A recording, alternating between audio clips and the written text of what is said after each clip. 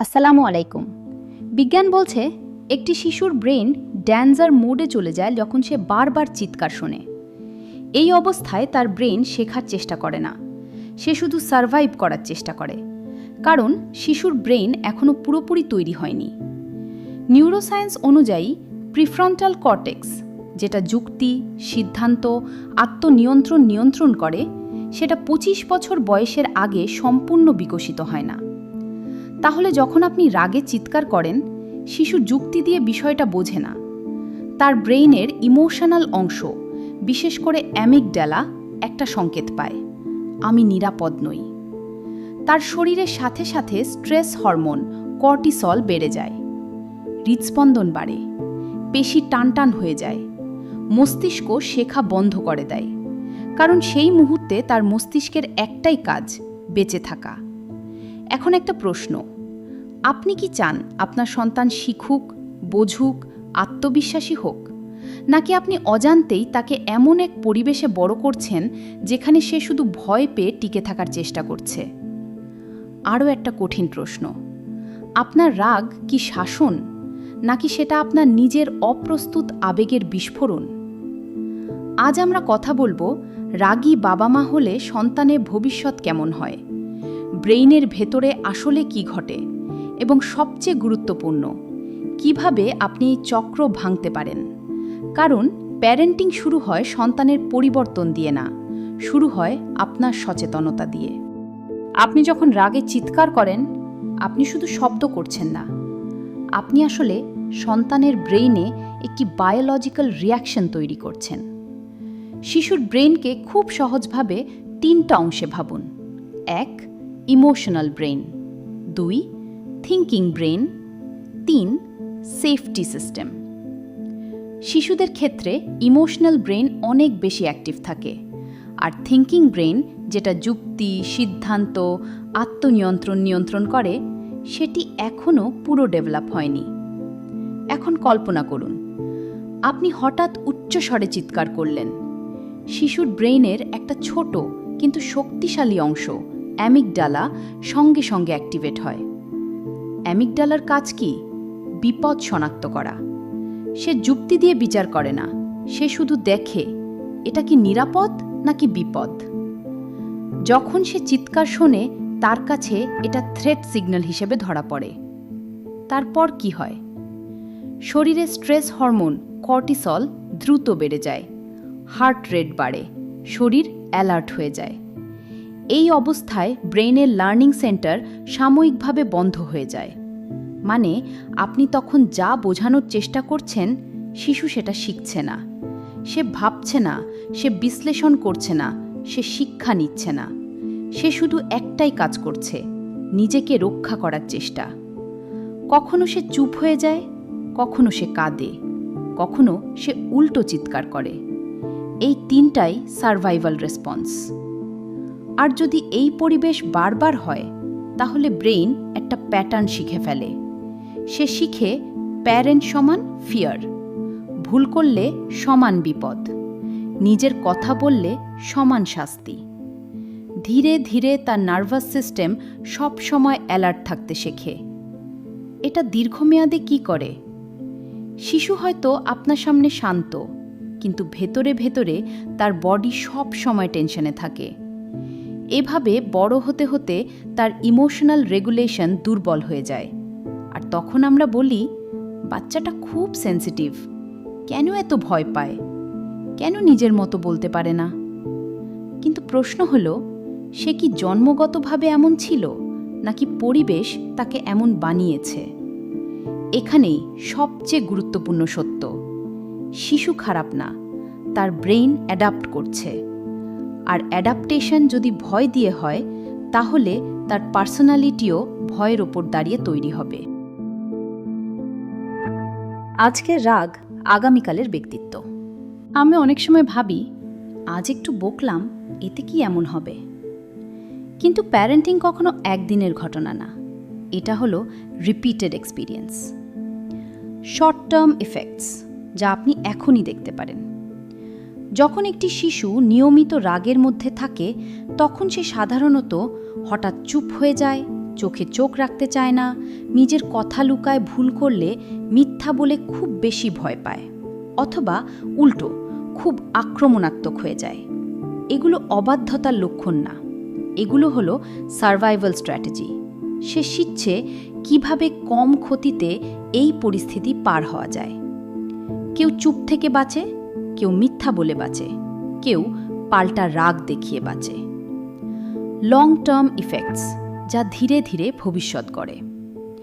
এখন কল্পনা করুন এই পরিবেশ যদি 5 বছর, 10 বছর, 15 বছর চলে, তাহলে বড় হয়ে সে হয়তো নিজের মতো প্রকাশ করতে ভয় পাবে, রিলেশনশিপে ইনসিকিউর থাকবে, খুব সহজে প্যানিক করবে, নিজের উপর বিশ্বাস কম থাকবে, ইমোশনাল রেগুলেশন দুর্বল হবে, অথবা উল্টো খুব রাগী মানুষ হয়ে যাবে। 2 রকম মানুষই তৈরি হতে পারে, অতিরিক্ত ভয় পাওয়া অথবা অতিরিক্ত রাগী, কিন্তু দুজনের শিকড় একই জায়গায়, শৈশবের ইমোশনাল নিরাপত্তাহীনতা। অনেক প্রাপ্তবয়স্ক মানুষ থেরাপিতে গিয়ে প্রথম যে জিনিসটা বুঝে, আমি খারাপ না, আমি শুধু এমন পরিবেশে বড় হয়েছি যেখানে ভয় বেশি ছিল, নিরাপত্তা কম ছিল। এখানে একটা গভীর সত্য আছে, শিশুর পার্সোনালিটি জন্মের সময় সম্পূর্ণ লেখা থাকে না। পরিবেশ প্রতিদিন তার ভেতরে কিছু যোগ করছে। আজ আপনি যেভাবে রিয়্যাক্ট করছেন সেটা শুধু একটি মুহূর্ত না, সেটা তার ভবিষ্যতের নার্ভাস সিস্টেমে একটি ইমপ্রিন্ট রেখে যাচ্ছে। প্রশ্ন হলো, আপনি কি চান? আপনার সন্তান আপনাকে সম্মান করুক নাকি শুধু ভয় পাক? কারণ ভয় দিয়ে নিয়ন্ত্রণ পাওয়া যায়, কিন্তু সম্মান দিয়ে সম্পর্ক তৈরি হয়। সমস্যা সন্তান না, সমস্যা অচেতন প্রতিক্রিয়া। এই জায়গাটায় আমরা খুব সৎ হব, কারণ যদি আমরা শুধু বলি রাগ করবেন না, তাহলে সেটা বাস্তবসম্মত না। প্রথমে একটা প্রশ্ন করি, আপনি কি সত্যিই সন্তানের কারণে রাগ করেন, নাকি সন্তানের আচরণ আপনার ভেতরের কোনো চাপকে ট্রিগার করে? সাইকোলজি বলছে 90% সময় আমরা ঘটনাতে না, আমরা আমাদের নিজের ভেতরের অমীমাংসিত আবেগের কারণে রিয়্যাক্ট করি। সেই কারণগুলি যেমন মানসিক চাপ বা ক্রনিক স্ট্রেস, কাজের চাপ, আর্থিক চিন্তা, দায়িত্বের বোঝা, ঘুমের অভাব। আপনার নার্ভাস সিস্টেম যদি আগেই ওভারলোড থাকে, তাহলে ছোট একটা ভুলও বড় বিস্ফোরণ হয়ে যায়। সন্তান তখন কারণ না, সে শুধু শেষ ধাক্কাটা দেয়। 2. অনিরাময়যোগ্য শৈশব। খুব গভীর একটা সত্য আছে, আমরা সন্তানকে বড় করছি না, আমরা অনেক সময় নিজের অচেতন শৈশবকে রিপিট করছি। আপনার সাথে ছোটবেলায় যেভাবে কথা বলা হয়েছে, আপনি অজান্তেই সেই টোন ব্যবহার করছেন। আপনি যদি বারবার শুনে থাকেন, চুপ করো, তুমি কিছুই পারো না, কথা শুনো না হলে মারব, তাহলে আপনার ব্রেন এটাকেই নর্মাল প্যারেন্টিং হিসেবে ধরে রেখেছে, কিন্তু নর্মাল মানেই হেলদি না। 3. কন্ট্রোলের ভুল ধারণা। আমরা ভাবি চিৎকার করলে সন্তান কথা শুনবে। হ্যাঁ, হয়তো সে মুহূর্তে সে চুপ হবে, কিন্তু সে বোঝার জন্য চুপ না, সে ভয় পাওয়ার কারণে চুপ। Fear creates control, but safety creates connection. আর প্যারেন্টিংয়ে কানেকশন ছাড়া দীর্ঘমেয়াদে কোনো প্রভাব থাকে না। 4. আবেগ নিয়ন্ত্রণ না শেখা। আমাদের কেউ শেখায়নি কিভাবে রাগ নিয়ন্ত্রণ করতে হয়, কিভাবে পজ নিতে হয়, কিভাবে আবেগকে ভাষায় প্রকাশ করতে হয়। তাই আমরা আবেগকে প্রকাশ করি শব্দ দিয়ে না, প্রকাশ করি বিস্ফোরণ দিয়ে। কিন্তু একটা গুরুত্বপূর্ণ সত্য মনে রাখুন, রাগ খারাপ না, অনিয়ন্ত্রিত রিয়াকশন ক্ষতিকর।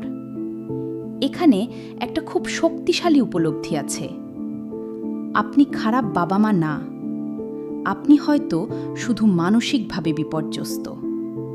আর সচেতনতা হলো নিরাময়ের প্রথম ধাপ। আজ যদি আপনি বুঝতে পারেন, হ্যাঁ, আমার রাগের পেছনে আমার নিজের চাপ আছে, তাহলে আপনি ইতিমধ্যেই এটি ভাঙার পথে। কিভাবে রাগ নিয়ন্ত্রণ করবেন? ড্যামেজ না করে ডিরেকশন দেবেন। এখন প্রশ্ন হলো, সব জানলাম, ব্রেইনে কি হয় জানলাম, ভবিষ্যতের প্রভাব জানলাম, আমরা কেন রাগ করি সেটাও বুঝলাম, এখন কিভাবে থামাবো? কারণ শুধু সচেতনতা যথেষ্ট না, প্র্যাকটিস দরকার। আজ আমি আপনাকে 5টা বাস্তব সাইকোলজি বেসড টুল দিচ্ছি। 1. The 10 second pause rule.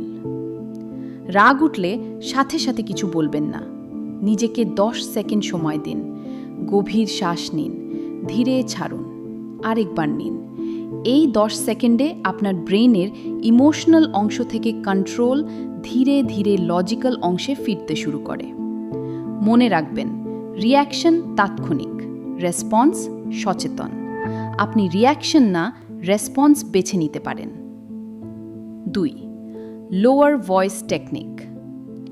শিশু উচ্চ স্বরে বেশি ভয় পায়, কিন্তু নিচু স্বরে বেশি মনোযোগ দেয়। পরের বার রাগ হলে ইচ্ছাকৃতভাবে আপনার কণ্ঠস্বর নিচু করুন, ধীরে বলুন, আমি এখন রেগে আছি, আমরা একটু শান্ত হয়ে কথা বলবো। এতে শিশুর নার্ভাস সিস্টেম কাম হওয়ার সুযোগ পায়। 3. রিপেয়ার কনভারসেশন, সবচেয়ে শক্তিশালী। ধরুন আপনি রেগে গেছেন, চিৎকারও করে ফেলেছেন, এখন কি করবেন? অনেকেই ভাবেন, আমি বাবা মা, আমি কেন সরি বলবো? কিন্তু একটা সত্য, আপনার সরি আপনার অথরিটি কমায় না, আপনার রেসপেক্ট বাড়ায়। শিশুর কাছে গিয়ে বলুন, আমি একটু আগে রেগে গিয়েছিলাম, সেটা ঠিক হয়নি, আমি চেষ্টা করছি নিজেকে ঠিক করতে। এই একটি বাক্য শিশুর ব্রেইনে সেফটি রিস্টোর করে। সে শেখে, ভুল হলে সম্পর্ক ভাঙে না, ভুল হলে রিপেয়ার করা যায়। 4. উত্তেজক কারণ সম্পর্কে সচেতনতা। আপনি কখন সবচেয়ে বেশি রাগ করেন? ঘুম কম হলে, কাজের চাপ থাকলে, সন্তান হোমওয়ার্ক না করলে? একটা ছোট নোটবুক রাখুন, রাগের সময় কারণ লিখে রাখুন। কিছুদিন পর প্যাটার্ন দেখতে পাবেন। যখন ট্রিগার চেনা যায়, তখন ট্রিগার আপনাকে নিয়ন্ত্রণ করতে পারে না। 5. Emotional coaching, not controlling. শিশু কাঁদছে, রেগে গেছে, চুপ করো বলার বদলে বলুন, তুমি কি রেগে গেছো? তুমি কি কষ্ট পেয়েছো? ইমোশনে ভাষা শেখানো মানে ইমোশন রেগুলেট করা শেখানো। যে শিশু ইমোশন চিনতে শেখে, সে বড় হয়ে ইমোশনালি ইন্টেলিজেন্ট হয়। এখন একটা গুরুত্বপূর্ণ কথা, আপনি পারফেক্ট হতে পারবেন না। আপনি আবার রাগ করবেন, আবার ভুল করবেন, কিন্তু পার্থক্য হবে এই, আগে আপনি অচেতন ছিলেন, এখন আপনি সচেতন। প্যারেন্টিং মানে পারফেকশন না, প্যারেন্টিং মানে প্রোগ্রেশন। প্রতিদিন এক ধাপ, একটা রাইট স্টেপ। আজ থেকেই এইটুকু রাইট স্টেপ নিন। একটা কথা খুব পরিষ্কার করে বলি, আপনি যদি কখনো রাগ করে থাকেন, আপনি খারাপ বাবা মা না, আপনি মানুষ। কিন্তু পার্থক্যটা এখানে, কেউ রাগ করে সেটাকে স্বাভাবিক বলে চালিয়ে দেয়, আর কেউ রাগ দেখে থামে, ভাবে, বদলানোর চেষ্টা করে। আজ আপনি এই ভিডিও দেখছেন মানে আপনি দ্বিতীয় ধরনের মানুষ, আর এখানেই এই আশা আছে। মনে রাখবেন, আপনার সন্তান আপনার কথা সবচেয়ে কম শেখে। সে শেখে আপনার আচরণ দেখে। আপনি যদি রাগের মাঝেও পজ নিতে পারেন, আপনি যদি ভুলের পর রিপেয়ার করতে পারেন, আপনি যদি নিজের আবেগকে ভাষায় প্রকাশ করতে পারেন, তাহলে আপনার সন্তান শুধু শান্ত হবে না, সে শিখবে কিভাবে মানুষ হতে হয়। ভয় দিয়ে আপনি নিয়ন্ত্রণ পাবেন, কিন্তু নিরাপত্তা দিয়ে আপনি সম্পর্ক পাবেন। আর শেষ পর্যন্ত সন্তান বড় হয়ে কি মনে রাখবে জানেন? আপনি তাকে কতটা শাসন করেছেন সেটা না, সে মনে রাখবে সে আপনার পাশে নিরাপদ ছিল কিনা। আজ থেকে চেষ্টা করুন চিৎকারের আগে শ্বাস নিতে, রাগ আগের আগে বুঝতে, ভুলের পরে জোড়া লাগাতে। প্যারেন্টিং শুরু হয় সন্তানের পরিবর্তন দিয়ে না, শুরু হয় আপনার সচেতনতা দিয়ে। আজ যদি এই ভিডিওর একটা কথাও আপনার ভালো লাগে, তাহলে আমাকে কমেন্টে জানান। এটাই হবে আপনার প্রথম রাইট স্টেপ। আর যদি আপনি চান মনস্তত্ত্ব, ব্যক্তিগত উন্নয়ন আর সচেতন প্যারেন্টিং নিয়ে আরও এমন গভীর আলোচনা, তাহলে সাবস্ক্রাইব করুন রাইট স্টেপ স্পেস। কারণ সন্তানের ভবিষ্যৎ গড়ে ওঠে আজকের আপনার ছোট ছোট সিদ্ধান্তে। একটা ছোট পজ, একটা ছোট পরিবর্তন, একটা ছোট রাইট স্টেপ।